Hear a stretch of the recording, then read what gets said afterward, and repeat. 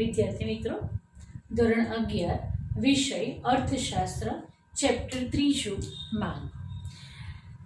આની અગાઉ આપણે માંગનો નિયમ સમજ્યા. માંગના નિયમની અંદર આપણે સમજ્યા કે જ્યારે વસ્તુની કિંમત ઘટે છે ત્યારે માંગનું વિસ્તરણ થાય છે અને કિંમત વધે ત્યારે માંગનું સંકોચન થાય છે. એટલે આપણે અગાઉ શીખી ગયા કે વસ્તુની કિંમત અને વસ્તુની માંગ જે છે એ બંને વચ્ચેનો જે સંબંધ છે એ કેવો સંબંધ છે? વ્યસ્ત સંબંધ છે.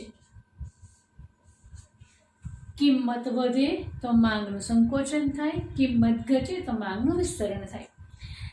અગાઉ જ્યારે પણ નિયમ આપણે શીખ્યા ત્યારે આપણે એની ધારણાઓ વિશે પણ સમજ્યા. ધારણા છે, જો અન્ય પરિબળો યથાવત રહે તો વસ્તુની કિંમત ઘટતા અને વસ્તુની કિંમત વધતા એ સંદર્ભમાં આપણે નિયમ સમજ્યા.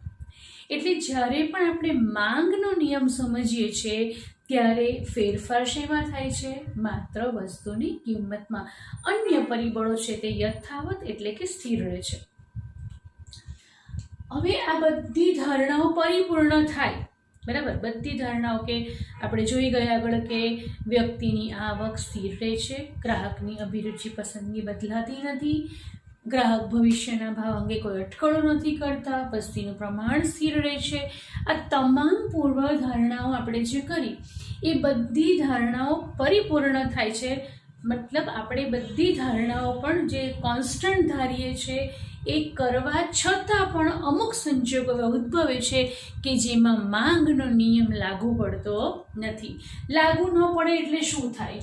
તો કે વસ્તુની કિંમત અને માંગ વચ્ચે જે વ્યસ્ત સંબંધ છે એના બદલે આ સંબંધ કેવો થઈ જાય છે? સીધો. સીધો એટલે કે જ્યારે કિંમત વધે છે તો માંગનું પણ વિસ્તરણ થાય, કિંમત ઘટે તો માંગનું સંકોચન થાય. એટલે બંને એરો સેમ ડિરેક્શનમાં કામ કરે. અહીંયા આપણે શીખ્યા હતા કે કિંમત વધે તો માંગનું સંકોચન થાય, બંને એરો રિવર્સ ડિરેક્શનમાં જાય. તો જ્યારે પણ આવું થાય છે ત્યારે એ બાબતને આપણે કહે છે માંગના નિયમના અપવાદો. અપવાદ એટલે એવા સંજોગો કે જેની અંદર આ માંગનો જે નિયમ છે આપણો એ લાગુ પડતો નથી, જેને આપણે ઇંગ્લિશમાં કહીશું exceptions to the law of demand. તો આવી કઈ બાબતો છે કે જેમાં માંગનો નિયમ લાગુ પડતો નથી? તો આપણો પ્રશ્ન અહીંયા છે, માંગના નિયમના અપવાદો સમજાવો. તમે જોશો તો માંગના નિયમની અંદર 4 અપવાદ છે. પહેલું છે પ્રતિષ્ઠા મૂલ્ય ધરાવતી વસ્તુઓ. બીજું જે છે એ છે અત્યંત સસ્તી વસ્તુઓ. ત્રીજો અપવાદ છે હલકા પ્રકારની વસ્તુઓ. અને ચોથો જે અપવાદ છે એ છે ગ્રાહકોની પસંદગી. તો માંગના નિયમની અંદર તમે જોશો તો અનુક્રમે આ 4 અપવાદો તમને જોવા મળે છે. પહેલું જે અપવાદ છે પ્રતિષ્ઠા મૂલ્ય ધરાવતી વસ્તુઓ. પ્રતિષ્ઠા મૂલ્ય ધરાવતી વસ્તુ એટલે શું? તો પ્રતિષ્ઠા મૂલ્ય ધરાવતી વસ્તુનો અર્થ થાય છે કે એવી વસ્તુઓ કે જે ખાસ કરીને સમાજનો જે ધનિક વર્ગ છે આ ધનિક વર્ગ દ્વારા વાપરવામાં આવતી હોય છે. કેમ વાપરવામાં આવે? તો કે સમાજમાં એમની પ્રતિષ્ઠા અથવા તો મોભો વધારે દેખાય, બરાબર? તો પ્રતિષ્ઠા અથવા તો મોભો વધારે બતાવવા માટે આવી વસ્તુઓનો લોકો વપરાશ કરતા હોય છે. જેવી કે લક્ઝરિયસ કાર, બરાબર? સામાન્ય વપરાશની કાર હોય એના કરતાં તમે જુઓ તો લક્ઝરિયસ કાર છે તો એ સમાજનો કયો વર્ગ વાપરે છે? ધનિક વર્ગ. હીરા મોતીના દાગીના સમાજનો ધનિક વર્ગ વાપરે છે. જ્યારે આ વસ્તુઓની કિંમત વધે તો ધનિક વર્ગ જે છે એનો વપરાશ કરીને પોતાની પ્રતિષ્ઠા વધારે બતાવી શકે છે.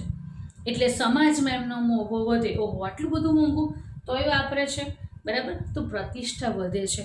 પણ જેમ આ વસ્તુઓની કિંમત ઘટે ઘટે એટલે સામાન્ય માણસ પણ હશે, મધ્યમ વર્ગના લોકો પણ હશે તો એ વસ્તુ વાપરે છે.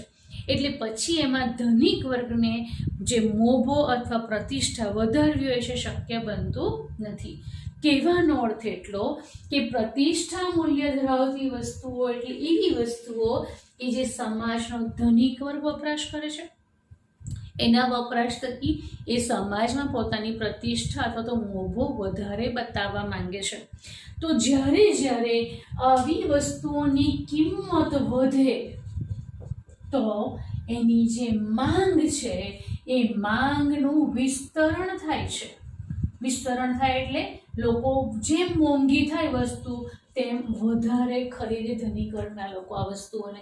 તો અહીંયા તમે જોશો બંને એરો સેમ ડિરેક્શનમાં કામ કરે છે, એટલે અહીંયા માંગનો નિયમ લાગુ પડતો નથી. બીજો અપવાદ જોઈએ છે આપણે અત્યંત સસ્તી વસ્તુઓ. તો કેટલીક વસ્તુઓ આપણા રોજબરોજના વપરાશમાં એવી છે કે જે ખૂબ સસ્તી છે. સૌથી પહેલાં આપણે એનું ઉદાહરણ લઈએ. દાખલા તરીકે આપણે વાત કરીએ તો સ્ટેપલર પિન છે, ટાંકણી છે, મીઠું છે, બરાબર. આ જે બધી વસ્તુઓ છે જે આપણા જરૂરિયાતની છે, જેની કિંમત પ્રમાણમાં કેવી છે? ઓછી છે. અને આ જે વસ્તુઓ છે એની પાછળ વ્યક્તિ પોતાની આવકનો ઘણો નાનો હિસ્સો ખર્ચ કરતો હોય છે. એટલે ટાંકણીની કિંમત વધે કે ઘટે એનાથી વ્યક્તિની માંગ છે એનામાં ખાસ ફેરફાર થતો નથી અથવા નહિવત ફેરફાર થાય છે, બરાબર. મીઠું સસ્તું થઈ જાય તો આપણે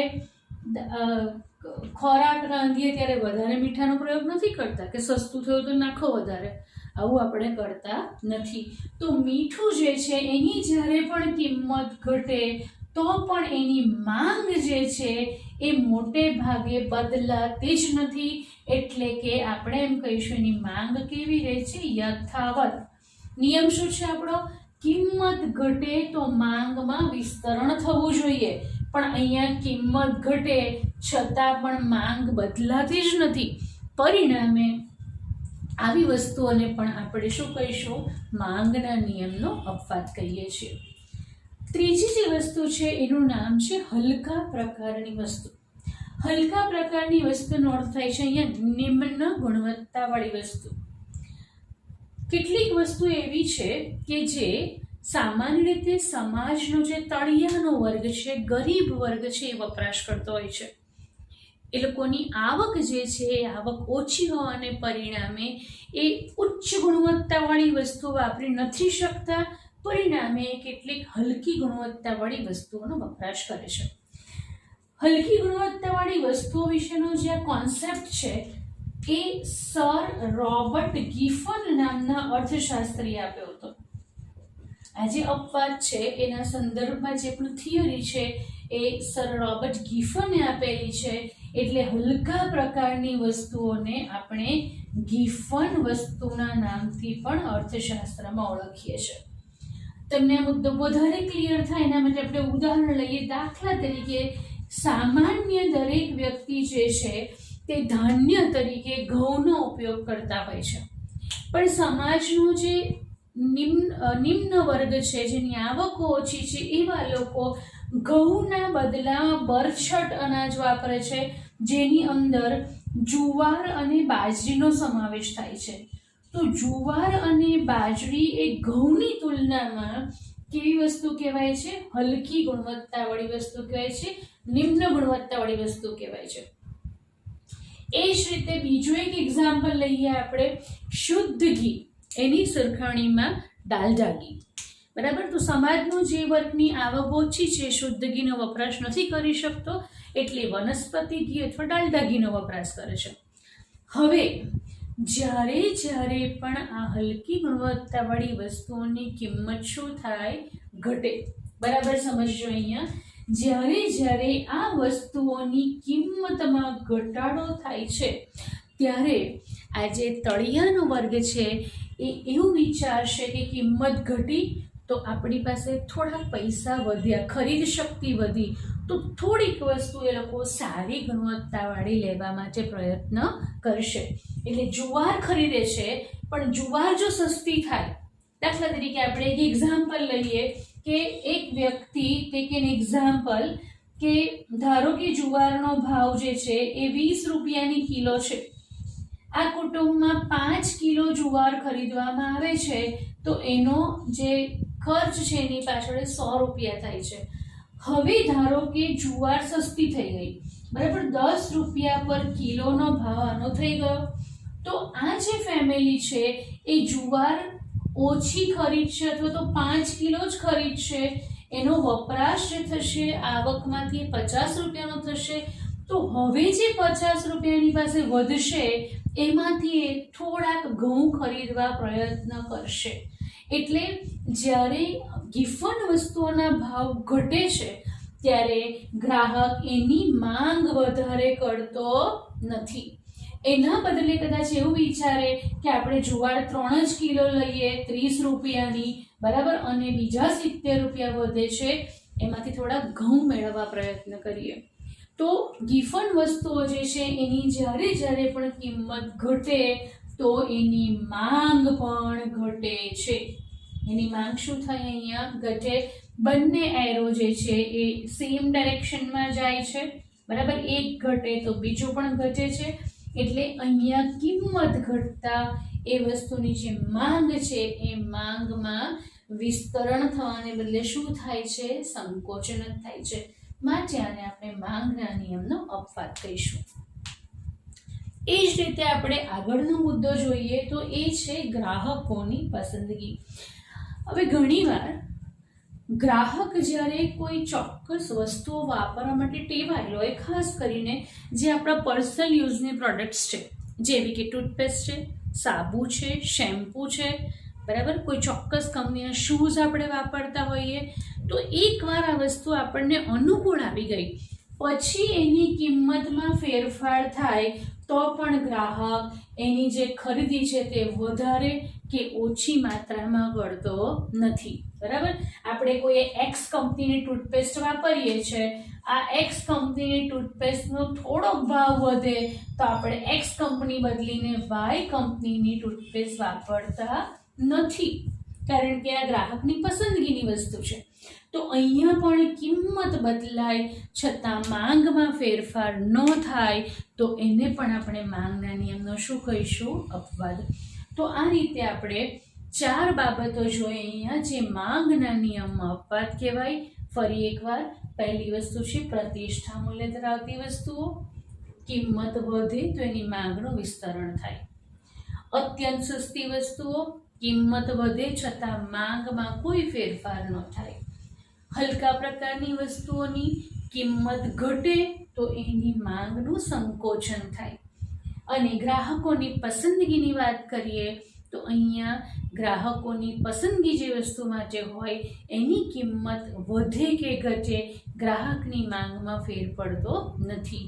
તો આ બધા જે સંજોગો આપણે અહીંયા સમજ્યા એમાં માંગનો નિયમ લાગુ નથી પડતો, અને લાગુ નથી પડતો માટે આપણે એને શું કહીએ છીએ? માંગના નિયમના અપવાદો કહીએ છીએ.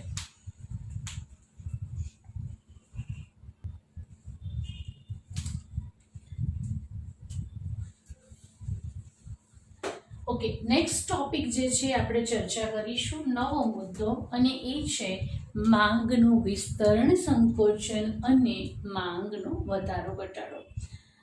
આમ જોવા જઈએ તો આખો આ એક પ્રશ્ન એક શોર્ટ નોટ થઈ જાય, આ બીજી પણ શોર્ટ નોટ થઈ જાય, પણ અહીંયા આપણે એને તફાવતની દ્રષ્ટિએ સમજીશું એટલે ઓટોમેટિકલી શોર્ટ નોટ છે ક્લિયર થઈ જશે. હવે સૌથી પહેલી વાત આપણે કરીએ તો આપણે શીખી ગયા કે કોઈ પણ વસ્તુની માંગ જે છે એ માંગને અસર કરતા જે પરિબળો છે એને આપણે 2 ભાગમાં ડિવાઈડ કરીએ. પહેલું જે પરિબળ છે એ છે વસ્તુની કિંમત, અને બીજું છે કિંમત સિવાયના અન્ય પરિબળો. આપણે માંગના નિયમમાં સમજ્યા કે માંગનો નિયમ ત્યારે જ લાગુ પડે છે જ્યારે અન્ય પરિબળો શું રહે છે? કોન્સ્ટન્ટ, યથાવત રહે છે, બરાબર. તો ક્યારેક તો અન્ય પરિબળ કામ કરશે ને, તો આપણે અહીં 2 પરિસ્થિતિ અલગ લઈશું. એક પરિસ્થિતિ એવી છે કે જેની અંદર અન્ય પરિબળો કોન્સ્ટન્ટ રહે છે, શેમાં ફેરફાર થાય છે? વસ્તુની કિંમતમાં. બીજી પરિસ્થિતિ એવી લઈએ છે વસ્તુની કિંમત સ્થિર રહે અને અન્ય પરિબળમાં ફેરફાર થાય.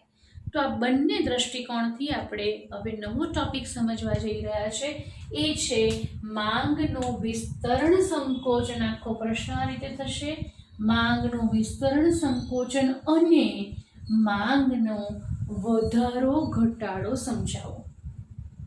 જ્યારે પણ વસ્તુની કિંમતમાં ફેરફાર થાય એને કારણે જો માંગ બદલાય તો આપણે વારંવાર કયા શબ્દનો પ્રયોગ કર્યો? માંગનું વિસ્તરણ સંકોચન. બરાબર. તો પહેલા આપણે વિસ્તરણ સંકોચન સમજીએ, જે આપણે માંગનો નિયમ ભણી ગયા એનું જ એક પુનરાવર્તન છે. તો માંગનું વિસ્તરણ સંકોચન એટલે શું? માંગનું વિસ્તરણ સંકોચન એટલે જ્યારે અન્ય પરિબળો કેવા રહે છે? યથાવત રહે અને વસ્તુની કિંમતમાં ફેરફાર થાય, પરિણામે માંગમાં જે ફેરફાર થાય તો એને આપણે કહીએ છીએ માંગનું વિસ્તરણ સંકોચન. બરાબર. શેમાં ફેરફાર થાય છે? અહીંયા વસ્તુની કિંમતમાં. શું સ્થિર રહે છે? અન્ય પરિબળો. અચ્છા, વિસ્તરણ ક્યારે થયું કહેવાય? વિસ્તરણ એટલે સિમ્પલ આપણે વાત કરીએ કે જ્યારે વસ્તુની કિંમત ઘટે તો માંગમાં શું થાય? વિસ્તરણ થાય. પહેલા કરતા વધારે જથ્થામાં ખરીદી કરે છે ગ્રાહક. જ્યારે વસ્તુની કિંમતો વધે તો ગ્રાહક પહેલા કરતા ઓછા જથ્થામાં ખરીદી કરશે, જેને આપણે માંગનું સંકોચન કહીએ છીએ. વિસ્તરણ સંકોચન જ્યારે થાય છે ત્યારે આપણે અન્ય પરિબળોને યથાવત ધારી લઈએ છીએ. જે આપણે માંગની અનુસૂચિ ભણ્યા હતા એવી જ એક અનુસૂચિ અહીંયા પણ જોઈશું. વસ્તુની કિંમત 5, 4, 3, 2 અને 1. એટલે કિંમત જે છે એમાં શું દર્શાવ્યો છે? આપણે અહીંયા ઘટાડો. હવે વસ્તુની માંગ આપણે શીખી ગયા છે કે જ્યારે કિંમતો ઘટે ત્યારે માંગ જે છે એનું વિસ્તરણ થાય, એટલે બે એરો જુદી દિશામાં કામ કરે. તો અહીંયા આપણે અનુસૂચિમાં લખ્યું છે 1, 2, 3, 4 અને 5. હવે સમજવા માટે આપણે એવું ધારી લઈએ કે વસ્તુની કિંમત પહેલા 3 હતી. 3 રૂપિયા વસ્તુની કિંમત હતી તો વસ્તુની માંગ પણ કેટલી છે? 3 જ. બરાબર. હવે ધારો કે 3 થી આપણે ઉપરની તરફ જઈશું. 3 થી જો આપણે આ એરોને ઉપરની તરફ લઈ જઈએ તો કિંમતો 3 થી વધીને 4 થઈ, 4 થી વધીને કેટલી થઈ? 5. કિંમત વધી તો મૂળ જે, અને આપણે મૂળ માંગ કહીશું, આ મૂળ માંગ જે 3 હતી એના બદલે હવે તમારી માંગ 3 થી ઘટીને કેટલી થઈ? 2 થઈ. હજુ કિંમત વધે છે તો 2 થી કેટલી થઈ? 1 થઈ. તો આ બંને એરો જે છે એ રિવર્સ ડિરેક્શનમાં કામ કરે છે. પહેલા કરતા તમારી માંગ જે છે એનું પ્રમાણ શું થતું જાય છે? અહીંયા ઓછું. તો આ સ્થિતિને અહીંયાથી આપણે આમ જઈએ છે તો આને આપણે સંકોચન કહીએ છીએ. ઇન શોર્ટ, કિંમત વધવાથી ગ્રાહક પહેલા કરતા ઓછા જથ્થામાં ખરીદી કરી શકે છે, જેને આપણે સંકોચન કહીએ છીએ. હવે આપણે જોઈશું, હવે આ એરોને આપણે અલગ રીતે સમજીએ કે જ્યારે કિંમતો 3 થી ઘટીને કેટલી થાય છે? 2 થાય. બરાબર. 2 થી ઘટીને 1 થાય છે. તો અહીં તમે જોશો તો 3 જે માંગ હતી એ હવે 4 થઈ ગઈ અને 5 થઈ ગઈ. એટલે કિંમતો જે છે, કિંમત ઘટે છે તો માંગનું શું થાય છે? વિસ્તરણ. હવે આપણે આ પદને વ્યાખ્યાયિત કરવું હોય તો વિસ્તરણ માટે શું કહીશું કે અન્ય પરિબળ યથાવત રહે અને કિંમતમાં ઘટાડો થવાથી માંગમાં જે ફેરફાર થાય છે એને માંગનું વિસ્તરણ કહેવાય. કિંમત ઘટે અને માંગમાં જે ફેરફાર થાય એને માંગનું શું કહેવાય છે? સંકોચન કહેવાય છે. હવે આ જ અનુસૂચિ પરથી આપણે શું કરીશું? એક આકૃતિ દોરીશું. આપણે શીખી ગયા છે પ્રમાણે એક્સ ધરી પર હંમેશા માંગ દર્શાવાય છે અને વાય ધરી પર શું દર્શાવીએ છીએ આપણે વસ્તુની કિંમત. સ્કેલમાં લઈ લઈશું કિંમત 5 4 3 2 1 છે તો આપણે 1 2 3 4 અને 5 આ રીતે સ્કેલમાં લઈશું. એક્સ ધરી પર માંગ દર્શાવશું, ત્યાં 1 થી 5 તો 1 2 3 4 અને 5, તો આમ વાય ધરી પર કિંમત, એક્સ ધરી પર માંગ દર્શાવી. હવે સૌથી પહેલા શું કરવાનું છે, તો 3 જ્યારે કિંમત હતી ત્યારે માંગ પણ 3 છે. હું અહીંયા તમને ખ્યાલ આવે એટલે ડોટેડ લાઈનથી દર્શાવું છું કે જ્યારે કિંમત 3 છે ત્યારે માંગ પણ 3 છે, એટલે આ જગ્યાએ તમે જોઈ શકો તો આપણને બિંદુ મળે છે. હવે શું સમજવાનું છે, પહેલા આપણે ઉપરની તરફ જઈએ છીએ કે 3 રૂપિયા જે કિંમત છે એનાથી વધીને કિંમત કેટલી થાય છે. આપણે હાઈએસ્ટ પોઈન્ટ લઈએ અહીંયા 5. 3 થી કિંમત જ્યારે વધીને 5 થાય છે તો તમે જોશો અહીંયા કે આ જે માંગ પહેલા 3 એકમોની હતી અહીંયા હતી, હવે માંગ કેટલી થઈ ગઈ, 1 જ એકમની. તો માંગ જે છે પહેલા કરતા શું થઈ ગઈ, ઓછી થઈ ગઈ. ઓછી થઈ તો 3 થી આ એક પર છે એક્સ ધરી પર તમે ખસો છો. આ પ્રક્રિયા જે છે માંગનું શું દર્શાવે છે, સંકોચન દર્શાવે છે. એવી જ રીતે આપણે આગળ જોઈશું કે જ્યારે કિંમતો 3 હતી એટલે અહીંયા પાછા મૂળ બિંદુ પર આપણે આવી ગયા. હવે કિંમત 3 થી ઘટીને 2, 2 થી ઘટીને કેટલી થઈ ગઈ, 1. તો આપણે અહીંયા 1 પરથી લાઈન ડોટેડ શરૂ કરી દોરવાની. ક્યાં સુધી જઈશું, માંગ રેખા સુધી, ડી સુધી ગયા. તમે એને અહીંયા એક્સ ધરી સુધી કન્ટિન્યુ કરશો, તમને કેટલી મળી માંગ, અહીંયા 5. કિંમત 1 થઈ ઘટીને તો માંગ તમારી 3 થી કઈ બાજુ ગઈ, 5 આ તરફ ગઈ. બરાબર, એટલે આ બિંદુ પરથી તમે ખસીને ક્યાં આવ્યા, આ બિંદુ પર આવ્યા. તો આ જે છે એને કહેવાય છે માંગમાં વિસ્તરણ થવું. તો આમ યાદ રાખવાનું છે કે જ્યારે માંગની અંદર વિસ્તરણ થાય ત્યારે આને આપણે કયું બિંદુ કહીશું, મૂળ માંગ કહીશું. તો મૂળ માંગનું જે બિંદુ તમને મળ્યું છે ત્યાંથી તમે જોશો તો જમણી તરફ, બરાબર, જમણી બાજુ નીચેની તરફ તમે અહીંયા ખસો છો. એટલે જ્યારે વિસ્તરણ થાય ત્યારે માંગ રેખા પર જ તમે જમણી બાજુ નીચેની તરફ ખસો છો. તો માંગ રેખા પર જમણી બાજુ નીચેની તરફ ખસીએ તો એ માંગનું વિસ્તરણ દર્શાવે છે. અહીંયા તમે જોશો મૂળ બિંદુથી તમે ઉપરની તરફ આવો છો. આ મારો જમણો હાથ છે, આમ ઉપરની બાજુ આવો એટલે તમે કઈ બાજુ ખસો છો, ડાબી બાજુએ ખસો છો. અને કઈ તરફ, ઉપરની તરફ. તો જ્યારે મૂળ બિંદુએથી તમે ડાબી બાજુ ઉપરની તરફ ખસો છો તો આને માંગનું સંકોચન કહેવાય છે. આ જે મુદ્દા છે ને તે વારંવાર MCQ VSQ ની અંદર પૂછાતા હોય છે. બરાબર, એટલે બરાબર સમજીને વિચારીને તમારે લખવાનું છે. હવે તમે જોયું તો અહીંયા માંગ રેખા એક જ દોરી છે આપણે DD. એટલે માંગનું વિસ્તરણ સંકોચન મૂળભૂત માંગ રેખા પર જ થાય છે. માંગ રેખા એની એ જ રહે છે. એકવાર તમે જમણી બાજુ ખસો છો, વિસ્તરણ થાય ત્યારે, સંકોચન થાય ત્યારે ડાબી બાજુ ઉપરની તરફ ખસો છો, પણ માંગ રેખા તો મૂળ જ રહે છે. માંગ રેખા બદલાતી નથી. તો આખો ટોપિક આપણે સમજ્યા એ છે માંગનું વિસ્તરણ સંકોચન. લાઇકવાઇઝ આપણે સમજીશું માંગનો વધારો ઘટાડો. હવે વિસ્તરણ સંકોચન માટે ઇંગ્લિશમાં જે શબ્દ વપરાય છે, વિસ્તરણ માટે શબ્દ વાપરીએ છીએ આપણે એક્સપાન્શન, અને સંકોચન માટે શબ્દ વાપરીએ છીએ કોન્ટ્રેક્શન. તો expansion and contraction in demand, તો એ શેને કારણે થાય છે, કિંમતમાં ફેરફાર થવાથી થાય છે. બરાબર, મેં તમને આગળ કહ્યું હતું કે માંગનો નિયમ સમજાવો ત્યારે વિસ્તરણ સંકોચન શબ્દનો પ્રયોગ કરવાનો, વધારો ઘટાડો શબ્દ લખાય નહીં, કારણ કે એનો આખો અર્થ બદલાઈ જાય. તો હવે આપણે જોઈએ વધારો ઘટાડો એ શું છે.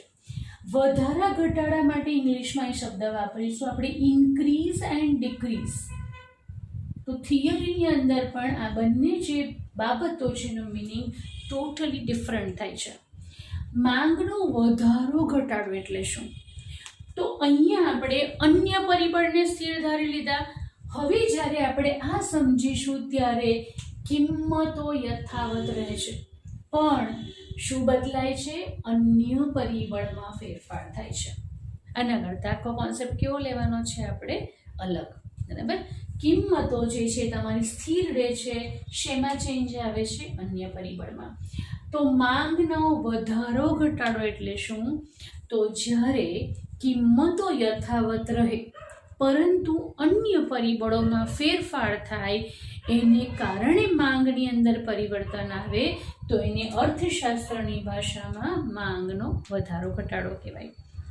હવે આપણે વધારો કોને કહેવાય, ઘટાડો કોને કહેવાય?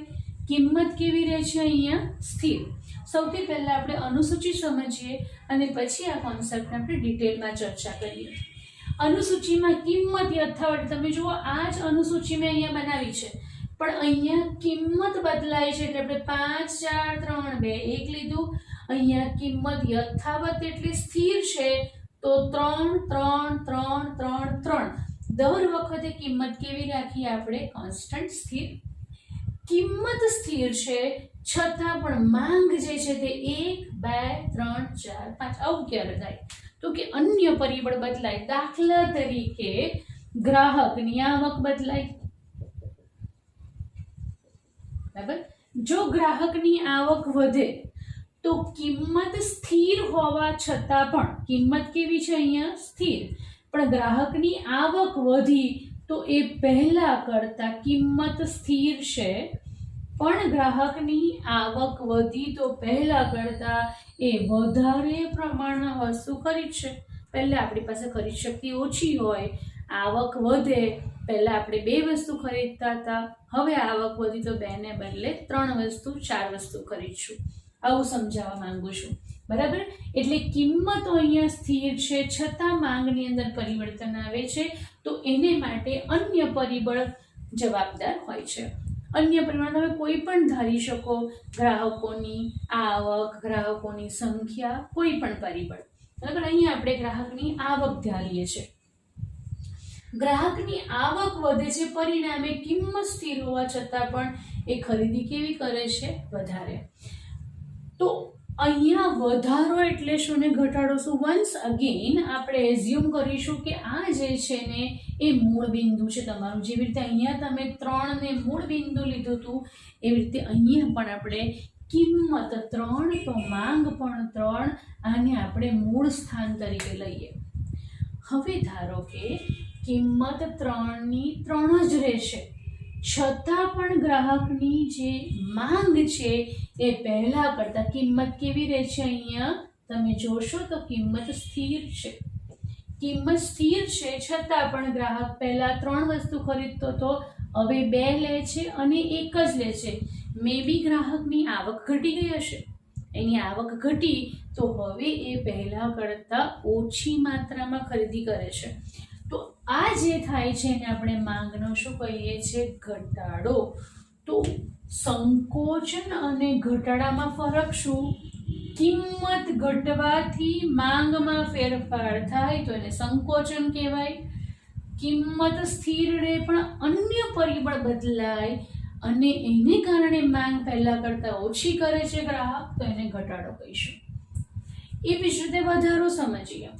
કિંમત 3 છે, 3 3, સો કિંમત તમારી અહીંયા પણ કેવી રહે છે? કોન્સ્ટન્ટ જ રહે છે, સ્થિર રહે છે, છતાં માંગ 3 થી વધીને 4, 4 થી વધીને 5 થાય છે. ગ્રાહકની આવક વધી હશે. ગ્રાહકની આવક વધવાને પરિણામે કિંમત સ્થિર હોવા છતાં પણ માંગ જે પહેલા કરતા વધુ કરે છે ગ્રાહક, તો આને આપણે માંગનો શું કહીશું? વધારો. તો હવે આપણે એક લીટીમાં વ્યાખ્યા સમજી લઈએ કે ઘટાડો ક્યારે કહેવાય? જો કિંમત સ્થિર રહે અને અન્ય પરિબળોમાં ફેરફાર થવાથી ગ્રાહક પહેલા કરતાં ઓછા જથ્થામાં ખરીદી કરે છે, તો એને માંગનો ઘટાડો કહેવાય છે. કિંમત સ્થિર રહે પરંતુ અન્ય પરિબળમાં ફેરફાર થવાથી ગ્રાહક પહેલા કરતાં વધુ માત્રામાં ખરીદી કરે છે, તો આને આપણે માંગમાં શું કહીએ છીએ? વધારો કહીએ છીએ. હવે આપણે આને આકૃતિની મદદથી સમજીશું. એક્સ ધરી પર માંગ દર્શાવી છે, વાય ધરી પર કિંમતો આ આકૃતિમાં લીધા હતા, એવી રીતે અહીંયા પણ આપણે સ્કેલ માપ લઈ લીધા છે. મેં અહીંયા આકૃતિ ડ્રો કરીને રાખી છે તમારા માટે, પણ તમે જ્યારે ડ્રો કરો ત્યારે કેવી રીતે ડ્રો કરવાની એ પણ હું તમને પછી સમજાવું છું, જેથી આકૃતિ તમારી પરફેક્ટ દોરાય. ચાલો, સૌથી પહેલા આપણે મૂળ બિંદુ લઈએ કે જ્યારે કિંમત 3 હતી, આની ઉપર ફરી ડોટેડ લાઈન દોરું છું, તમારે દોરવાની નથી. 3 કિંમત હતી ત્યારે તમે જોશો તો વસ્તુની જે માંગ છે તમારી એ પણ કેટલી છે? અહીંયા 3.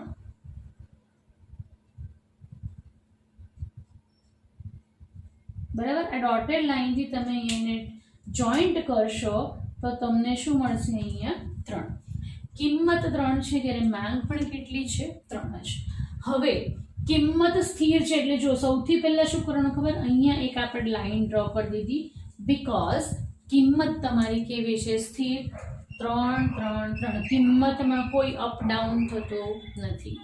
હવે આપણે જોઈએ કે જ્યારે કિંમત 3 હતી ત્યારે મૂળ સ્થાને માંગ પણ 3 હતી. કિંમત હજુ પણ 3 છે અને માંગ તમારી 5 થઈ ગઈ છે. હવે આપણે વધારો સમજાવીએ. પહેલા કિંમત 3 છે અને માંગ તમારી જે છે એ 5 થઈ ગઈ છે, તો તમે અહીંયા આવી ગયા બિંદુ પર. હવે આ જે બિંદુ છે તે આ મૂળ માંગ રેખા જે કહેવાય, આને આપણે નામ આપીશું મૂળ માંગ રેખા, જેને અહીંયા મેં નામ તમે જોશો D1 નામ આપ્યું છે. D1 એટલે મૂળ માંગ રેખા. તો આ માંગ રેખા અહીંયા બિંદુ હતું, હવે તમને બિંદુ અહીં મળ્યું, બિંદુ માંગ રેખાની બહાર મળ્યું, એટલે તમે આની ઉપર ડાબી બાજુ જમણી બાજુ ખસવાના નથી. તમને અહીંયા બિંદુ મળ્યું તો તમારે જે બિંદુએ કિંમત અને માંગ એકબીજાને છેદે એ બિંદુએ બીજી એક લાઈન અહીંયાથી આમ ડ્રો કરી દેવાની. બરાબર, જે શું દર્શાવે છે? તમે અહીંયાથી ખસીને આ બિંદુ પર નવી માંગ રેખા પર ગયા, એટલે કે જ્યારે સમજાવી ત્યારે લખવાનું કે મૂળ માંગ રેખાથી કઈ બાજુ ખસ્યા? જમણી તરફ નવી માંગ રેખા પર તમે આવો છો.